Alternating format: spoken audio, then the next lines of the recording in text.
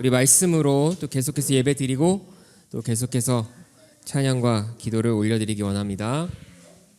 참 제가 그 레터 보내드린 거 보셨는지 모르겠는데 거기에 보시면 자세히 있으니까 제가 얘기는 많이 안 하겠습니다만 오늘 그 기타를 가져오긴 했어요.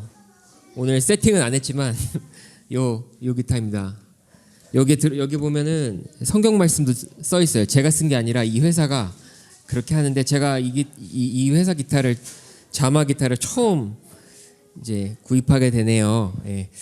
하나님께 감사드리고 또 지원해주신 모든 분들께 다 감사드립니다.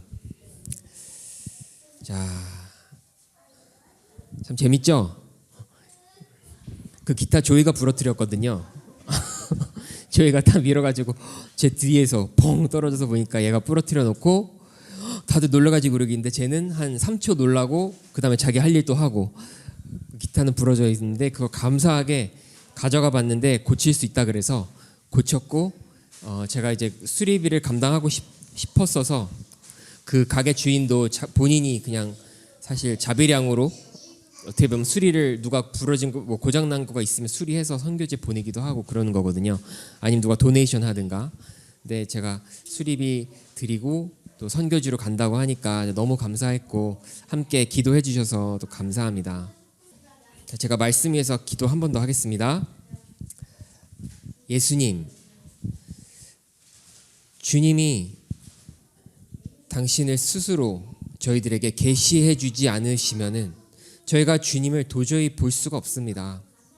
주님, 누가 말을 잘 준비해서 아무리 잘 말을 해도 정말 주님께서 자신을 우리에게 보여주지 않으시면 절대 우리는 주님을 한 발도 더 다가가서 볼 수 없습니다.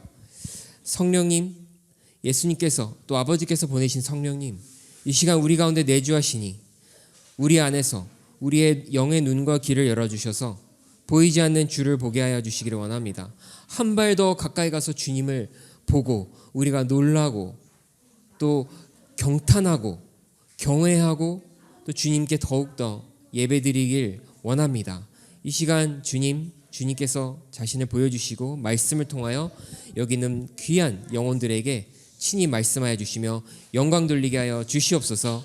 예수님 이름으로 기도합니다. 아멘. 먼저 질문 하나 드리겠습니다. 그 차 그림이 있죠. 예, 여러분 승용차 윗뚜껑을 뜯으면은 이렇게 생겼죠. 보통 일반 승용차. 좀 더 가까이 가서 보면은 이제 자리가 이렇게 있죠. 자, 여러분이 만약에 이 차를 운전하신다면 아니면 여러분의 차를 운전하신다고 했을 때 예수님이 여러분 차에 타신다면 어디에 앉혀드리겠습니까? 예수님 타신다면 어디에 앉히겠어요? 자, 여러분이 운전하시고 자 여기 앉히신다. 여기 앉히실 거예요? 네. 한 번밖에 없어요? 네. 자, 여기 앉힌다. 예수님. 여기 앉힌다. 그럼 뭐 여기 낑기실 거예요? 여기 앉을 거예요? 여기가 제일 힘든 자리인데 아닌가? 자, 잘 모르시겠어요? 네, 무슨 꼭 정답이 있는 건 아닐 수도 있는데 한번 생각해 보십시오. 여러분은 어디에 앉으실 건지. 자, 여기에 앉히고 싶으신 말이 좀 이상하네. 예수님이 앉으셨으면 좋겠는 자리가 있으실 수 있는데 여러분이. 근데 한번 질문을 한 번 더 이 질문을 바꾸면 여러분이 답이 똑같으실 수도 있고 아닐 수도 있는데 내가 주님이 여기 앉으셨으면 하는 내 어떤 취향이나 그런 성향이 아니라 어디에 앉으시는 게 맞다고 생각하세요? 질문 이렇게 되면 혹시 답이 달라지나요? 위치가? 어디에 앉으시는 게 맞습니까? 어떻습니까? 이 질문의 답은 물론 다 다를 수 있는데 또 어디서 달라질 수 있냐면 이 차의 주인이 누구냐에 따라 또 달라집니다. 아십니까? 차에 상석이 있는데 그게 달라진다는 거 아십니까? 자, 한 번 더 생각해 보시면서 말씀 한번 보겠습니다. 여러분, 구원은 어떻게 받나요? 만약에 누가 질문한다면 구원을 어떻게 받을 수 있습니까? 먼저 무슨 대답을 떠오르세요? 예수님을 믿으면 됩니다라고 먼저 떠오르십니까? 네, 복음 교육을 잘 받으셨습니다. 예수님을 믿으면 구원을 받는다. 이게 딱 먼저 나오는 말씀 맞는데, 예수님을 믿는다는 것이 무엇이냐에 사실 여기에 이 말 속에 많은 것이 함축되어 있다고 볼 수 있어요. 누가 그냥 예수님 믿어요? 뭐 그냥 믿어요. 이렇게 하면 그 사람 구원 받은 거예요? 그러면? 아니면 누가 하나도 그럴 생각 없는데 그냥 속는 셈 치고 오늘 한 번만 예수님 믿는다고 말해. 그냥 믿는다고 한 번만 생각해봐. 알았어. 예수님 믿어. 하면 그 사람 구원 받은 거예요? 그 믿는다는 것 속에는 사실 더 큰 것이 함축되어 있습니다. 말씀 로마서 10장 13절에 이렇게 말씀이 되어 있습니다. 누구든지 주의 이름을 부르는 자는 구원을 받으리라. 사도 바울의 그 글을 통하여 우리가 받게 되는 말씀입니다. 여기는 주의 이름을 부르면 구원받으면 된다고 해 있나요? 예수님 믿으면 구원받는다고도 물론 어딘가 써 있을 텐데, 여기는 부르면 그럼 이 방법도 있고 저 방법도 있는 건가? 자, 그럼 이렇게 하면 될까요? 자, 예수 이름 한번 불러. 그럼 예수 구원 받은 거예요? 여기에도 이 예수님을 이름을 부른다는 것에 많은 것이 함축되어 있는 것입니다. 내가 예수님 부를 때 정말 그렇게 부르면 그 안에 더 깊은 것이 있는 것이죠. 무엇이 있는 것이죠? 자, 사도 바울이 10장 13절에 이렇게 말씀하셨지만 몇 절 거슬러 올라가 보면 9절에 가보면 여러분 조금 위로 올라가시면 이 말씀이 있습니다. 자, 여기 한번 같이 읽어볼까요? 시작. 내가 만일 내 입으로 예수를 주로 시인하며 또 하나님께서 그를 죽은 자 가운데서 살리신 것을 내 마음에 믿으면 구원을 받으리라. 아멘. 자, 이건 좀 더 길게 이렇게 말씀하셨네요. 그래서 바로 몇 절 전에 있단 말이에요. 요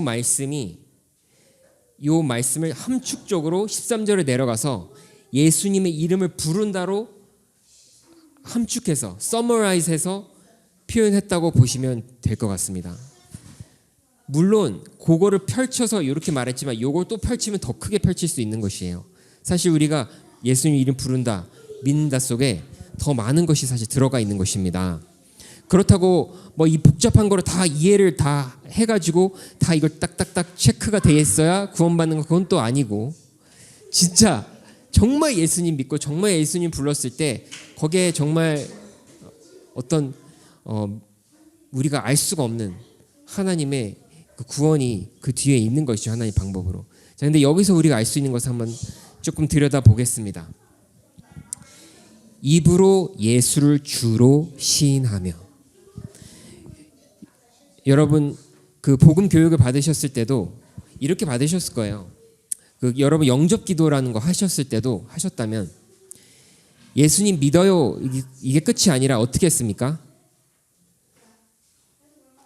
이제 예수님을 나의 주로 받아들입니다.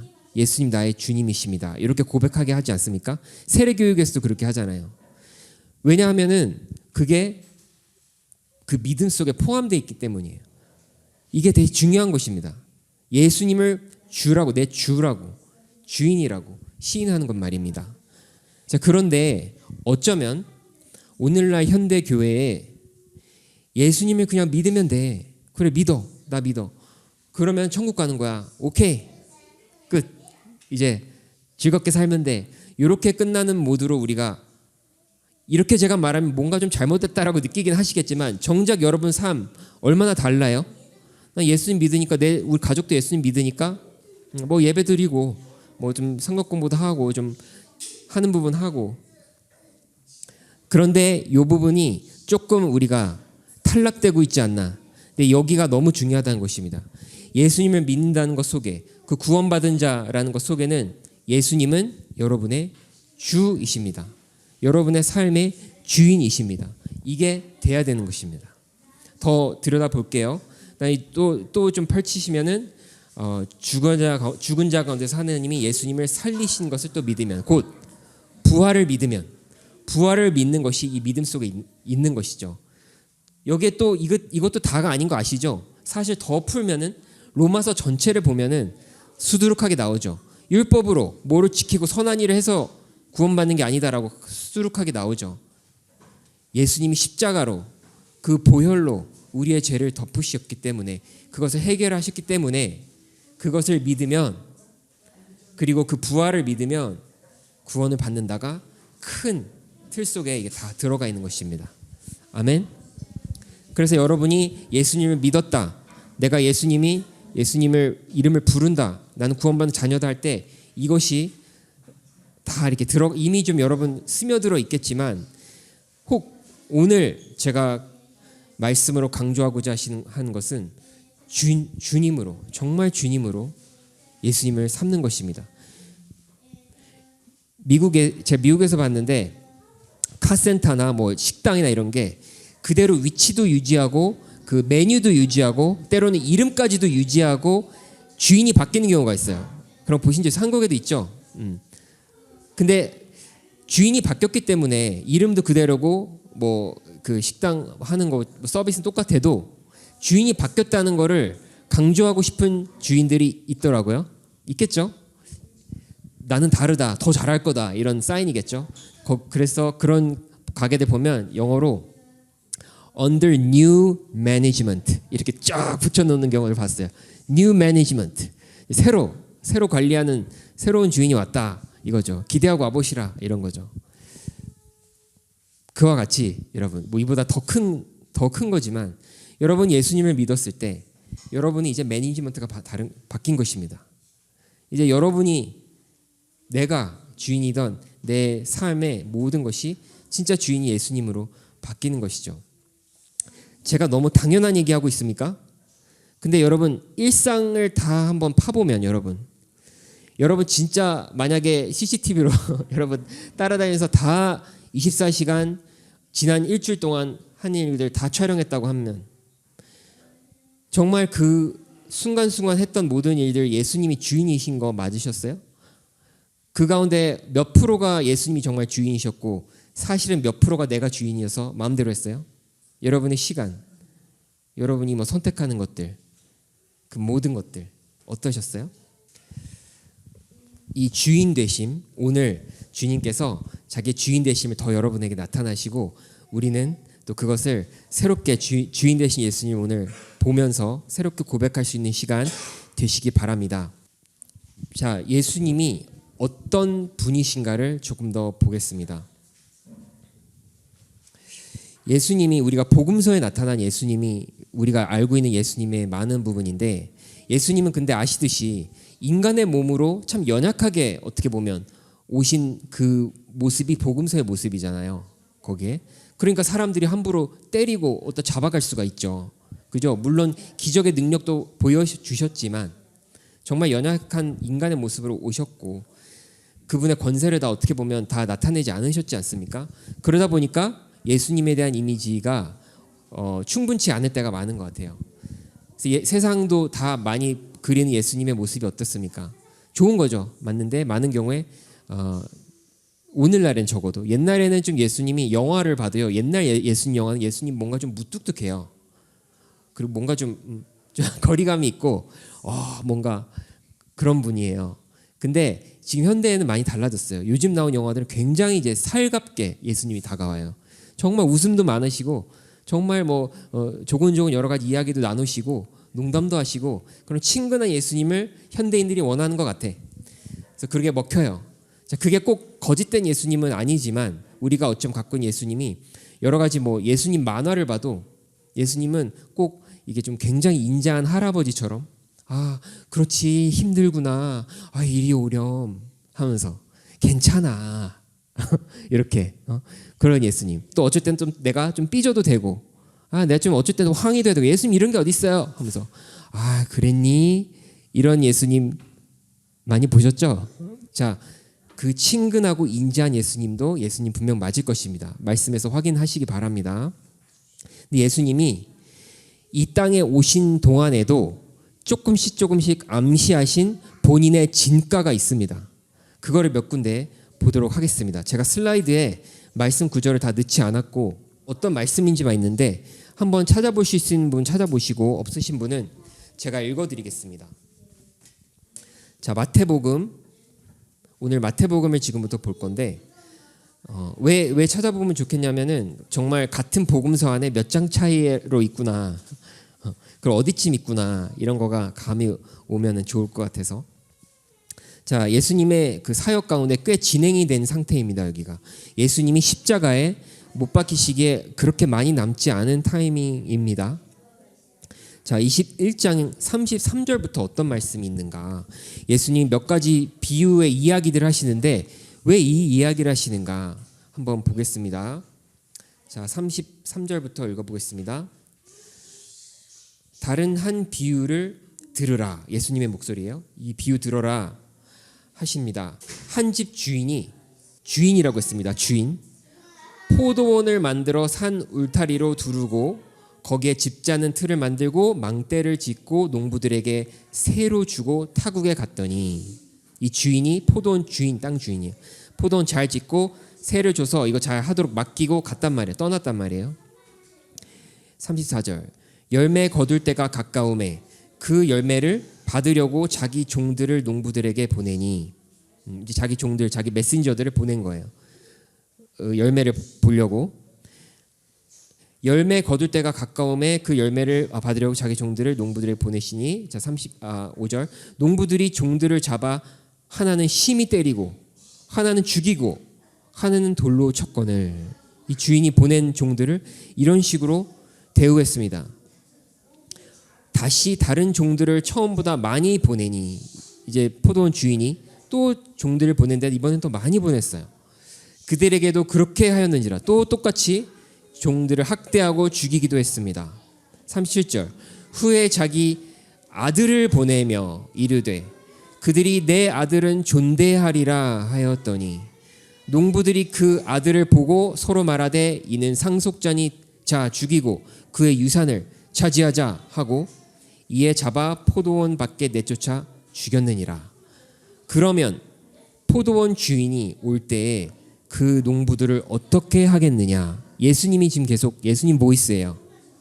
포도원 주인이 올 때 그 농부들을 어떻게 하겠느냐, 이렇게 대우했을 때 그 종들과 그 아들까지도 그렇게 대한 거는 사실 누구를 그렇게 대한 겁니까? 그 주인을 그렇게 대한 것이 아닙니까? 이렇게 질문했더니 듣는 사람들 대답이, 그들이 말하되 그 악한 자들을 진멸하고 포도는 제때 열매를 바칠 만한 다른 농부들에게 새로 줄지니이다 하고 사람들이 올바른 대답을 주고 있어요. 그 사람들 진멸해 버릴 겁니다. 그리고 그 일하는 사람들 바꿔버릴 겁니다. 이렇게 하는 거예요. 예수님이 43절로 넘어가면 그러므로 내가 너희에게 이르노니 하나님의 나라를 너희는 빼앗기고 그 나라의 열매 맺는 백성이 받으리라 하셨어요. 예수님이 꽤 따가운 말씀들을 하셔요. 근데 여기서도 이 주인, 포도원의 주인을 이야기를 왜 하시겠습니까? 주님 본인의 이야기를 비유를 드시는 거 아니겠습니까? 이 이야기는 물론 당시에 그 바리새인들과 그 종교 지도자들을 향해서 하신 말씀이긴 하지만 주님이 어떤 분이시고 무엇을 요구하실 수 있는 분이시고 반면에 사람은 그를 어떻게 대우할 수가 있는지 그런 것을 우리가 엿볼 수 있는 장면인데, 예수님이 이렇게 주인된 모습을 조금 암시한 모습을 보여주셨습니다. 자, 좀 더 들어갑니다. 25장으로 가보겠습니다. 자, 25장에 참 유명한 말씀들이 많은데 이 중에 31절로 가면은 자, 많이 알려져 있는 양과 염소를 가르는 그 말씀이 나와요. 자, 이거는 아예 예수님이 인자가 자기 영광으로 모든 천사와 함께 올 때에 자기 영광의 보좌에 앉으리니 하시면서 시작돼요. 예수님이 진짜 인자하면 예수님이잖아요. 예수님이 영광으로 오신다. 지금 육신의 이 모습 끝나고 다시 오실 때, 진짜 왕으로 오실 때 어떤 모습이 있는가를 지금 육신을 믿고 십자가에 매달리기 전에 이미 말씀을 지금 넣어 주셨던 것입니다. 사람들이 이거 듣고 잘 이해 못했겠죠. 진짜 그분의 진면모를 몰랐겠죠. 자, 영광으로 혼자 오시는 것도 아니고 모든 천사와 함께 내려오십니다. 나중에 자 그때 32절 모든 민족을 그 앞에 모으고 빠짐없이 다 모아지게 됩니다. 각각 구분하기를 목자가 양과 염소를 구분한 것 같이 하여 양은 그 오른편에 염소는 왼편에 두리라. 예수님 분명히 비슷하게 생긴 것 같아도 예수님 분명하게 가를 것이에요. 이쪽과 저쪽을 가를 것입니다. 심판하실 것입니다. 자 그러고서 말씀을 어떤 임금의 이야기를 하시면서 말씀하시는데 자기 본인의 이야기를 또 비유하시는 거죠. 34절에 그때 임금이 그 오른편에 있는 자들에게 이르시되 내 아버지께 복받을 자들이여 나와 창세로부터 너희를 위하여 예비된 나라를 상속받으라. 아멘.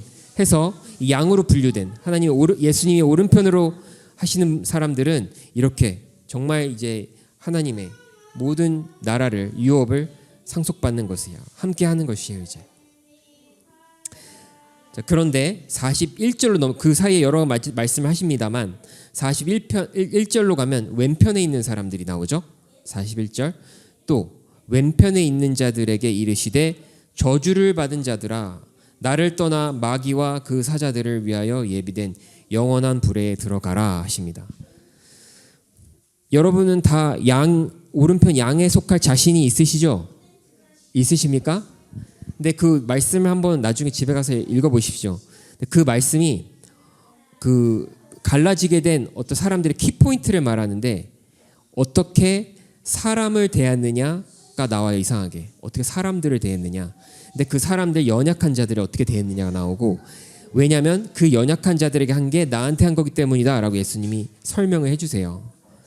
그래서 정말 그 연약한 자들을 그냥 불쌍한 마음이 있어서 해주는 그게 그 정도가 아니라 정말 예수님을 정말 나의 주인 되신 예수님을 섬기고자 하는 마음으로 가득하기 때문에 그분의 보여주시는 그 사람들을 또 그렇게 섬기는 자들에게 이런 것을 이제 인정하시면서 이렇게 심판을 하신다는 거예요.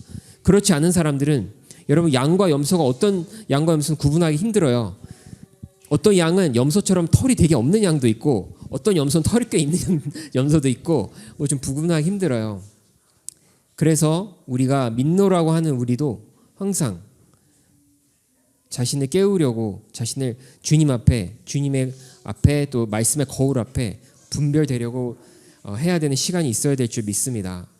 나는 양이라고 그렇게 생각할지 모르겠지만 정말 주인 되신 그분을 섬기고 있는가, 그분이 원하는 것을 하고 있는가에 대해서 이 주인이신 예수님은 정말 인자하시고 친절하시고 그냥 연약한 어린 양처럼 끌려가셔 주셨지만 저희를 위해서 사실은 천군 천사가 다시 오셔서 이 심판을 감행하실 분이십니다. 아멘. 그분이 우리 주인이십니다. 자 마지막 한 장만 더 가면 26장. 자 이제 예수님을 죽이고 잡으려고 사람들이 이제 모의를 하고 나타났습니다. 26장에 쭉 보면은 그래서 겟세마네 동산에서 기도하시고 그 다음에 이제 그 군병들이 와서 잡아가는 장면이 나오는데 그때 제자들 중에 좀 저항하는 제자들이 있죠. 예수님을 잡아가려고 막 이 무기를 들고 오니까 여기 마태복음에는 베드로라고 나와 있지 않지만 베드로였는데 칼을 꺼내가지고 칼을 갖고 있었거든. 그래가지고 이 충직한 베드로가 싸우려고 막 나왔죠. 그때 예수님이 뭐라고 하셨냐? 51절 보면은 뭐라고 하셨냐면 이렇게 말씀하십니다. 예수와 함께 있던 자 중에 하나가 손을 펴 칼을 빼어 대제사장의 종을 쳐 그 귀를 떨어뜨리니 그 귀를 갖다가 탁 이렇게 쳐버리는 칼로 그런 일이 있었습니다.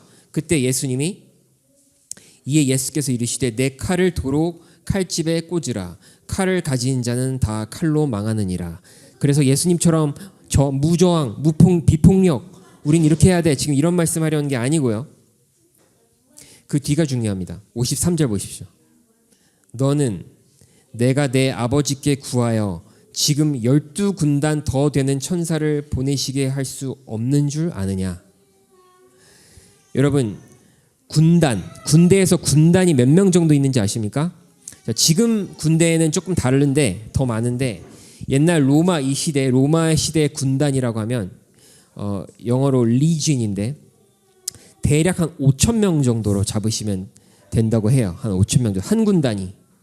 12군단이면 몇 명이에요? 암산 빠르신 분. 몇 명? 6만 명? 6만 명 맞나요? 자, 6만 명 엄청 많은 숫자죠. 6만 약 6만의 엄청난 셀 수도 없는 천사를 지금 부르면은 내가 그거 못할 줄 아느냐 그 말씀하신 거예요. 그렇게 못하는 줄 알아 내가? 여러분 천사가 사람 쳐야 될 때 그렇게 많이 필요할까요 사실? 근데 천사 딱 하나 있으면 한 지역의 사람들 싹 쓸어버리는 거 일도 아닙니다. 아시죠? 그런 사례도 구약성경에서 보셨죠? 그런데 이렇게 많은 군단의 천사를 불러내릴 수 있는 예수님이시라는 거를 예수님이 지금 잠깐 한마디 보여주신 거예요.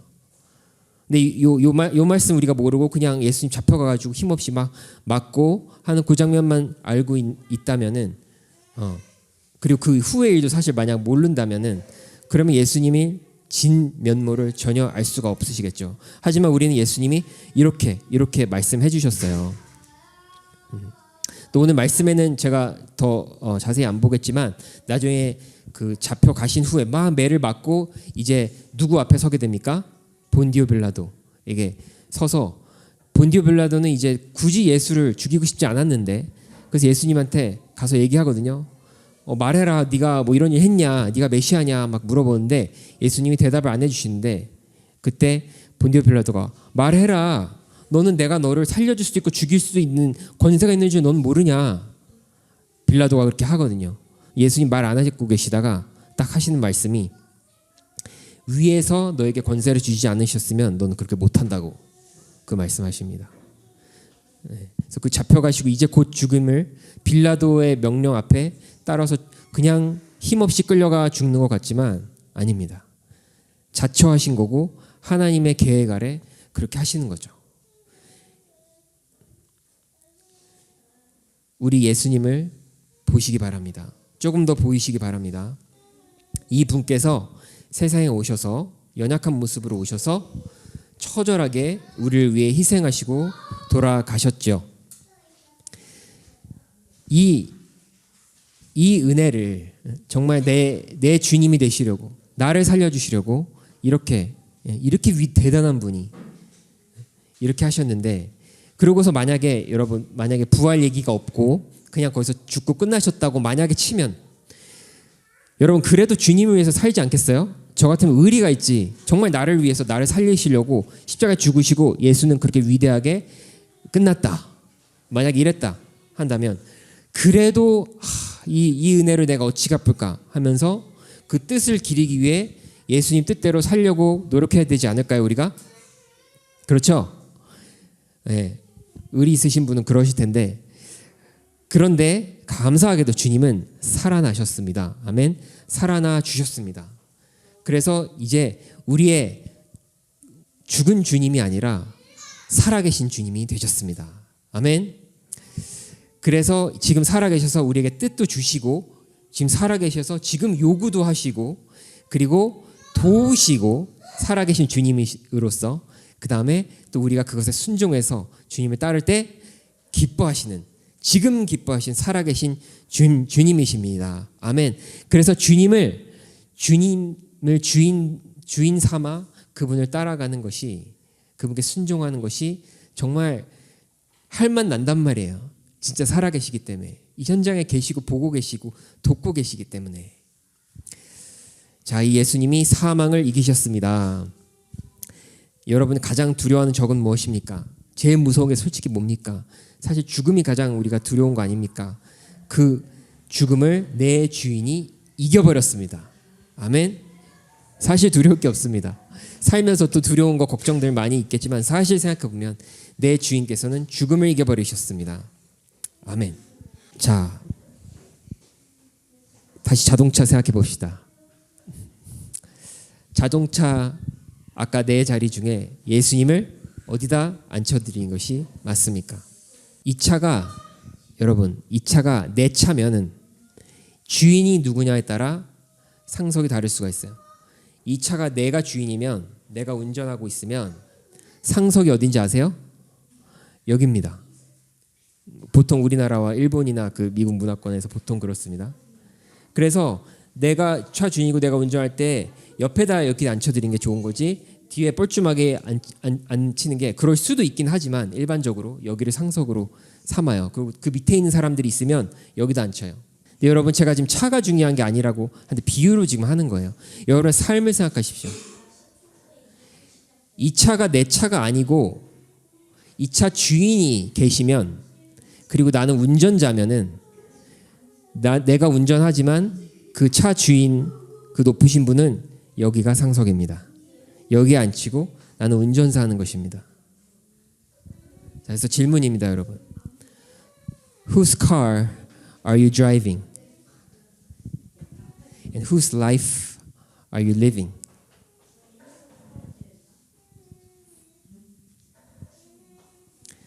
그래서 이걸 삶으로 생각했을 때 여러분은 예수님이 일단 몇 퍼센트나 시간적으로 얼마나 많이 타고 계시고 태워드렸고, 그리고 어디다 모셨습니까? 여러분의 삶에서. 그리고 내 인생 내 차라고 생각하면은 뭐 이런 데다 어떤 데다 앉히시고 아니면 삶 속에서 어떻게 대우를 하셨겠죠? 하지만 만약에 이게 내 차가 아니었어, 그분 차였어, 그분 삶이었어, 그분이 소유하신 삶이었어, 그렇다면 그분의 위치가 달라지는 것입니다. 이 비유인 거 아시겠죠? 그래서 여러분의 일상을 한번 이 시간에 돌아보셨으면 좋겠습니다. 그리고 여러분은 여러분의 삶과 또 여러분의 가정, 또 자녀가 있으시다면 여러분의 자녀들을 어떻게 주인 되신 분을 예우하도록 이끌고 계십니까? 여러분의 시간, 여러분의 공간, 여러분의 물질, 여러분의 몸가짐과 태도, 모든 순간마다 거기에 예수님은 정말 주인으로 어떻게 여러분이 예우하고 계십니까? 작은 것부터 큰 것까지 다양할 수 있어요. 여러분, 집에서 성경을 어디다 보관하세요? 그냥 예로 한번 해보겠습니다. 성경을 어디다 보관하십니까? 성경을 어떻게 두세요, 집에? 저는 이거 저 자랑하는 거 아니에요. 제가 그냥 그렇다는 거예요. 저는 저희 집 사람들은 아는데 저는 성경책 위에 아무것도 안 올립니다. 제 얘기 한번 한 적 있나요? 한 적 있을 수도 있어. 성경 위에 다른 책도 못 올라가고, 우리 아내가 한번 사랑하는 마음으로 저한테 따뜻한 차를 끓여왔는데 한번 옛날에 한참 전이에요. 성경책 위에 그거 올린 거야. 그래서 뭐 올리지 말라고 여기다가. 잘 몰랐겠지. 제가 설명을 친절하게 했었어야 되는데, 그냥 책인데 뭐 사실은, 그죠? 그냥 책이죠. 책이라서 그럴 것까지 없는데, 여러분 집에 가서 따라하시라는 건 아니고 나 이렇게 안에서 잘못 살았구나 하진 마시고, 제가 왜 그러냐면 이 말씀의 주인이 너무 내 안에 귀하다 보니까, 너무 높으시다 보니까 그분의 말씀을 그냥 이 출판사에서 인쇄해 놓은 이 종이 쪼가리라고 할지라도 내가 너무 귀해서 이 위에 아무것도 못 올리겠어. 그리고 그게 나의 어떤 작은, 아주 작은 그분에 대한, 모르겠어요, 어떤 표현이에요. 어떤 예우예요. 이것이 나의 자녀에게, 우리 아들에게, 아들도 이거 잘 알고 있어요. 그래서 자기 거에도 뭐 못 올려요. 그래서 이게 저는 저희 아이에게도 예수님을 대하는 어떤 자세에 대해서 조금 도움이 되기를 바라는 마음이 있어요. 뭐 그게 이렇게 하면은 뭐 되고 안 되고를 꼭 따지는 게 아니라, 그래서 뭐 급할 때 절대 아무것도 올리면 안 된다 이런 철칙을 말하는 게 아니라 그 마음가짐이죠. 하나님, 나의 주인의 말씀이 이렇게 귀해. 내 주인이 너무 이렇게 귀해. 이런 거 말입니다. 그래서 예를 든 건데, 여러분의 삶 가운데 여러분과 여러분의 가정, 여러분의 자녀들은 무엇을 보고 있습니까? 어떻게 이끌어지고 있습니까? 저는 또 자랑하는 거 아닙니다. 오해하지 마세요. 정말 이 쇳덩어리고 너무 부족함이 많고, 제가 요즘 들어 더 나의 엉터리 같은 모습을 보면서 진짜 주님 진짜 기도만 합니다. 그냥 이 무익한 종 진짜 무익한 종이 진짜 이런 거구나. 진짜 나구나 이런 걸 많이 느끼는데 근데 제가 그래도 옛날부터 좀 그래도 주님이 이거 나한테 주신 것 같다라고 생각한 부분이 충성이라는 거예요. 충성. 나는 주님께 정말 충성하는 거가 너무 중요하고 정말 그러고 싶은 이런 열망이 옛날부터 있었어요. 근데 이 충성 속에 이 나의 윗분에 대한 어떤 예절이 있는 거예요. 근데 제가 어느 날 돌아보니까 나는 저 아시듯이 모태신앙도 아니고 어릴 때부터 잘 배우지도 않았는데 제가 제 삶에 이런 게 조금 몇 가지 있는 거가 제가 나중에 발견하고서 다행이다 싶었어. 나는 이거 안 배워가지고 어릴 때 못 배워가지고 좀 못할 수도 있었는데 다행히 몇 개 배운 게 어떻게 알게 됐네. 어떻게 알는지 모르겠는 게 있는데 예를 들면 헌금을 요즘은 여러분 이렇게 직접 지폐로 가져온 분들이 많이 줄었지만 지폐로 가져온 분들 우리 옛날 성도님도 어떻게 했다고 들은 얘기도 아세요? 네. 은행에서 주일 전에 가서 주중에 찾아가서 새 돈으로 인출해가지고 받아가지고 빳빳한 새 돈으로 헌금을 봉투에 잘 담아서 드리던 옛날 성도님들 계셨습니다. 그리고 은행 가서 인출할 상황이 안 되거나 좀 그렇게는 못하겠으면 좀 지폐가 옛날에 막 지갑에 넣고 하다 구겨질 수밖에 없잖아요. 다른 데서 또 거슬러 받고 하면 구겨진 때 어떻게 했다 그래요? 천 올려놓고 다렸대요. 지폐를 폈대요. 이렇게. 그래서 담아 왔다는 거예요. 자, 우리 바쁜 현대 생활에 지금 그럴 시간이 어디 있어? 그냥 온라인으로 이렇게 하고 이렇게 하고 하지. 뭐 있는 돈 그냥 어차피 그냥 돈인데 이런 그런 율법적인 거 이런 거 하는 거 아닙니다. 누가 이렇게 말할 수도 있어요.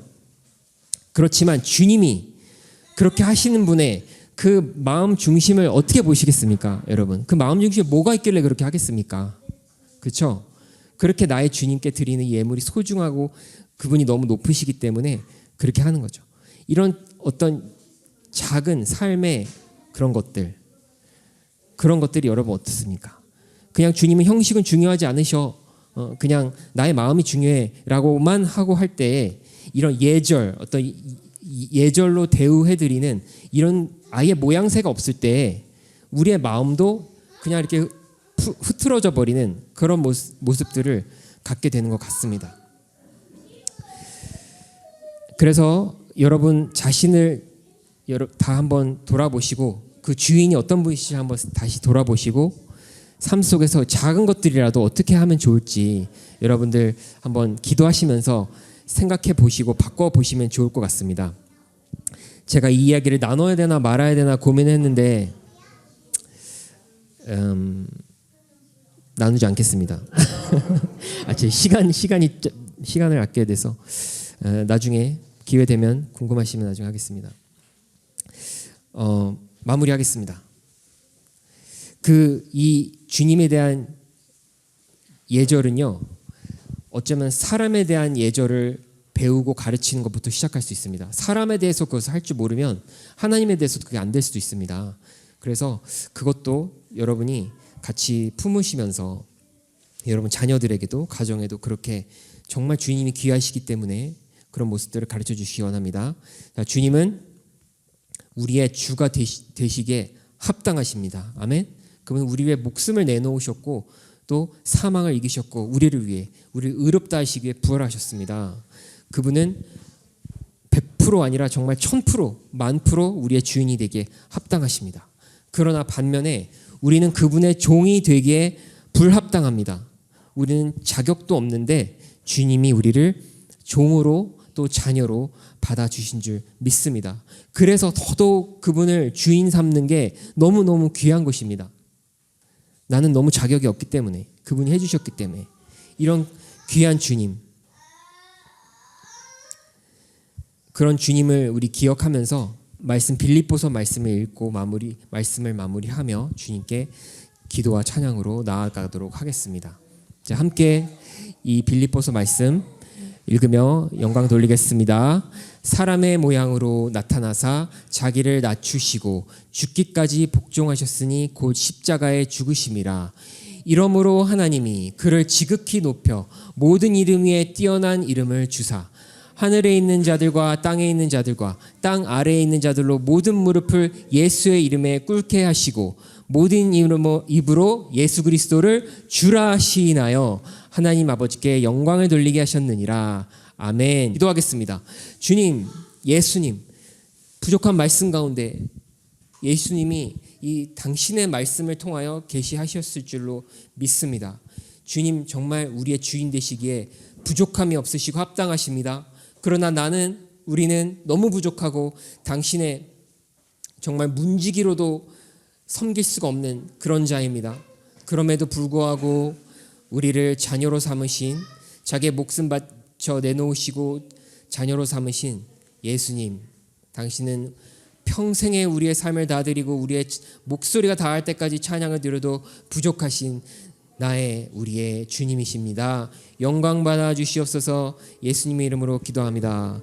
아멘. 아멘.